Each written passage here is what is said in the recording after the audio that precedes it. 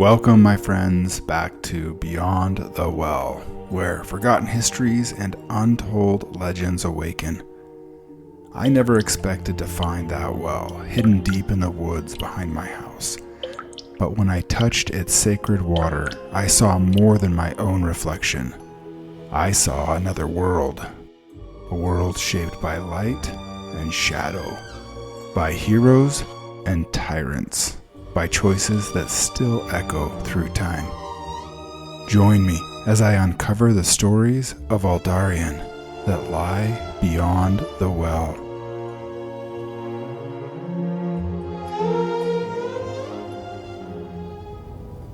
The Branding, Episode 6, The Breaking of Brennar. Brennar walked the lonely road back towards Valarash, his boots crunching against the frost-laden dirt. The night stretched on, cold and unyielding, yet he felt nothing of it. His body pulsed with unnatural warmth, a heat that had nothing to do with the embers of a campfire or the embrace of a cloak. It was, in fact, the mark of his pact, the ever-burning link between himself and Lord Azrathul, the demon who had given him the power. He had made his vengeance manifest. Those who had slain his brother were now dead, their blood still drying on his skin. He had cut them down with a fury that had not only been his own. And yet, the satisfaction was fleeting. He trudged forward, with the weight of his own thoughts heavier than he had imagined. There was something missing. He had spent so long craving revenge, shaping himself into the weapon that could deliver it. But now that the deed was done, he felt hollow. It was as if he fed a hunger that only deepened with each bite, and he needed more. The realization twisted in his gut, a slow and insidious fear. He had promised himself that he would return to the Greys, to where his own brother had trained him and shaped him into something greater than the lost child he had once been. But now, he knew he was no longer one of them. He was something else. The power that coursed through his veins, the whispers that clawed at the edges of his mind, they would never let him go. Azrathul would never let him go. He had, in fact, bound himself to darkness. Brennar stumbled, his breath coming in short, ragged gasps. The trees loomed around him, stark and skeletal in the moonlight, their gnarled limbs reaching like twisted fingers. He realized with a sort of bitter irony that these were the very woods Garrick and Talon must have traveled through. He wondered about his brother's final moments, and even though he had avenged their deaths, he couldn't shake the hunger that gnawed at him. And now, it seemed to be eating him from the inside out. The word that came to mind was despair. He pushed himself through the forest, each step feeling heavier than the last. And then, a low chuckle echoed through the trees, slithering through the stillness like a serpent, his hand moving to his staff as his eyes searched the darkness. "Well now," a voice purred, smooth as oil. "Look what we have here." A figure emerged from the shadows, his steps unhurried, his presence somehow filling the space between the trees as if he had always been there, merely waiting to be noticed. He was tall and draped in a dark cloak, his features sharp, his eyes gleaming with amusement. There was something unnatural about him, though it was not immediately clear what. It was the way the air seemed to ripple about him, the way the night itself recoiled at his presence. Brennar knew without question he was looking at no ordinary man. "Who are you?" he demanded, his grip tightening around his weapon. The stranger tilted his head, regarding him with a smirk. "I've gone by many names, but you may call me Morvana." The name sent a shiver down Brennar's spine, though he didn't know why. It was as though something deep within him recognized it, some primal part of his soul recoiling in warning, but he pushed the feeling aside, squaring his shoulders. "What do you want?" Morvana took a slow step forward. "Now, that is an interesting question," he mused. "Perhaps a better one is, what do you want, Brennar?" The sound of his name on Morvana's lips sent another wave of unease through him. I don't have time for riddles," he said. "If you're here to fight, then let's be done with it." Morvana chuckled. "Oh, no. If I wanted to kill you, you'd already be dead." His smile widened, though there was no warmth in it. "I'm here because I see something in you. Something fascinating. You have walked a dark path, haven't you? You have embraced the power far beyond the reach of most men. And yet, you wrestle. You're unsure. You hesitate." Brennar scowled. "I don't hesitate." "Don't you?" Morvana's eyes gleamed. "You carry the strength of a demon within you. And yet, you still cling to the memory of the man you once were, the brother, the soldier, the boy who believed he may return home." He took another step closer, his voice dropping to a whisper. "But there is no home for you anymore, Brennar. You belong to the darkness now." A cold knot formed in Brennar's chest, but he refused to show it. "You know nothing about me." Morvana's smile turned cruel. "Oh, but I do, boy. I do." Then Morvana took a step back, almost changing his presence altogether. "You have done well, Brennar." His voice now smooth again. "You've taken your first few steps into a world that goes beyond what normal men see. How does that feel?" Brennar tightened his grip on his staff. I didn't ask for your opinion." Morvana chuckled. "No, but you seek something yet, don't you? Something more than just vengeance." He took another step forward, tilting his head. "And you feel it, don't you? The hunger, the restless void in your soul. You thought avenging your brother would bring you peace, but instead it has left you wanting more." Brennar's jaw clenched. He had no words. Morvana sighed, as if speaking to a slow student. "You are no different than others who have taken the path of darkness. Once you step onto it, you must understand the rules." He raised a hand, fingers weaving unseen shapes in the air. "Do you know what lies beneath the mortal realm? Beneath even the domain of the demons you call on?" Brennar narrowed his eyes. "There are layers to the abyss. A vast, terrible order to what mortals mistakenly call chaos. You see, demons are not wild things. They are bound by hierarchy, by dominion. At the bottom, there are lesser spawn, mindless things that feed on suffering. Above them, foot soldiers, much like the ones you have met. Creatures like Lord Azrathul, eager to claim a desperate soul like yours."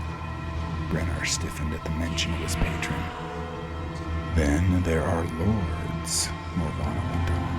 "Real lords, beings of immense power, ruling over legions of their own. And at the pinnacle, beyond comprehension, there stands one." He let the silence stretch before whispering a name. "Vorath." The air seemed to recoil at the name. Brennar swallowed. "And why should I care?" Morvana chuckled again. "Because you are bound, my yourself to a lesser thing, a creature that must bow before those stronger than it. And in so doing, you have placed yourself on a leash you do not even see. Brennar said nothing. Morgana's smile widened. I'll make you the same offer I made your brother. Brennar's stomach twisted. Join me.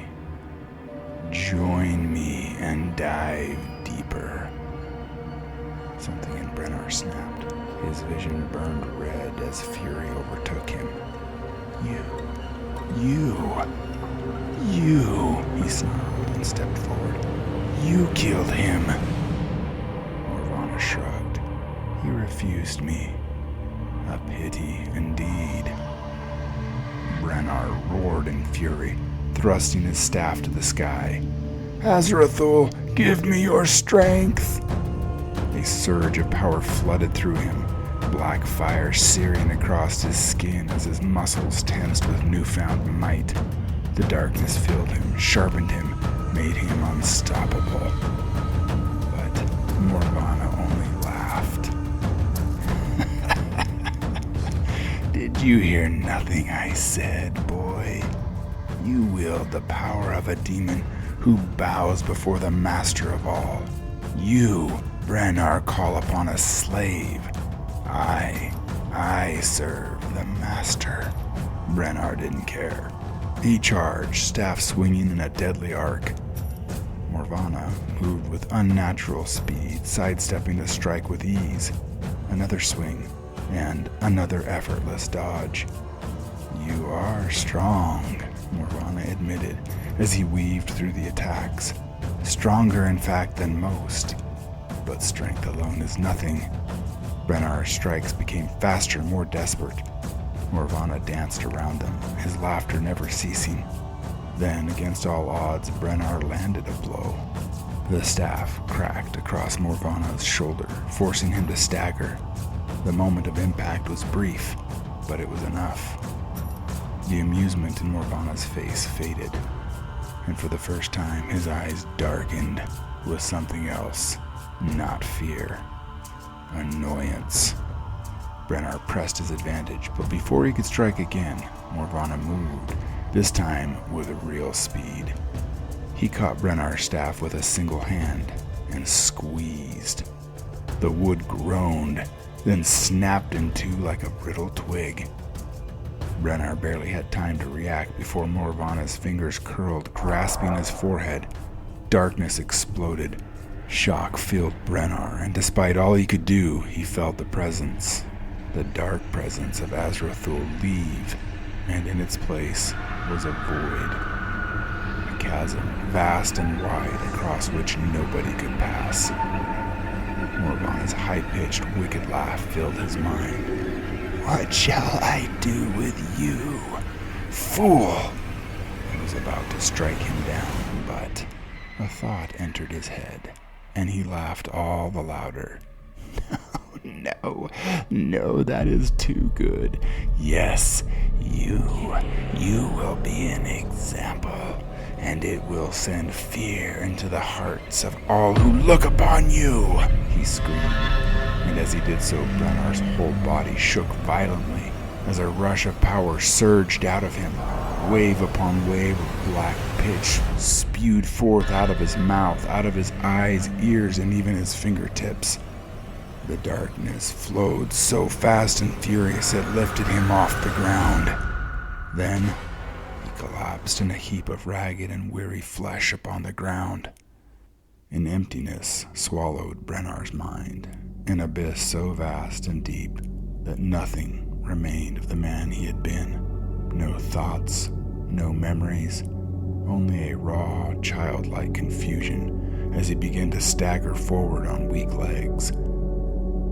He had no sense of who he was or why he was wandering through the cold, unfeeling wilderness. The vast trees loomed above him, their gnarled limbs stretching towards him like silent watchers. He did not know fear. He did not know safety. There was only emptiness, the remains of a shattered mind beyond recognition. And behind him, Morvana watched with a smirk curling at his lips, his pale eyes gleaming with satisfaction. Lost, broken, and forgotten, he murmured, the dark amusement in his voice unmistakable. A fitting end for one who thought himself beyond my grasp. He turned away, his laughter a cruel melody in the still night. His figure melted into the shadows, vanishing like mist before the morning sun. But Morvana did not see what came next. From the veil between worlds, where the unseen lingered, a presence stirred. The glow of a celestial light flickered in the gloom, soft yet unwavering, and out of it stepped a figure, his features familiar, strong, resolute, and bearing a kindness untouched by darkness. It was Garrick. Brennar's lost, vacant gaze lifted as if sensing something beyond the mortal veil. He could not comprehend the figure standing before him, could not grasp the warmth that radiated from it. Yet some deep instinct, something primal and pure, urged him forward. Garrick didn't speak, nor did he touch him. He only walked ahead, his form a beacon in the night, and Brennar, without knowing why, followed through the endless wilds, over the silent hills, and past whispering trees. The broken man was led, guided by an angelic presence he did not recognize and could not deny. The grand temple of Aldarion loomed in the pale morning light, its towering spires reaching toward the heavens. The soft chants of the priestesses drifted through the air, carried on the wind like a song of peace.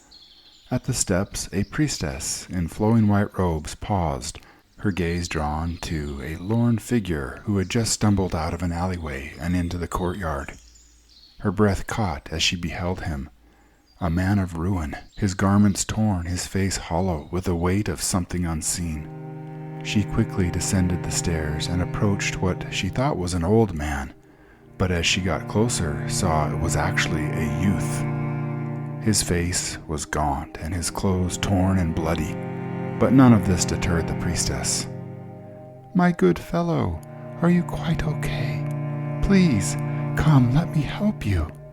She reached out and took his hand, and that's when she noticed scars in the pattern of a snake climbing up his arms. Slightly alarmed, she reached out with her connection to the Nexus. Something told her these were not just any scars. They were white, and there was a faint shimmering of silver dancing within them. She quickly looked up into his face. His eyes, once drowned in the abysmal black, had now turned a piercing, icy blue. Something had changed. Her connection burned within her. There was something about this young man, something neither she nor the world could yet understand. But the heavens knew, and in the silence, unseen by all, Garrick smiled. The branding had begun anew.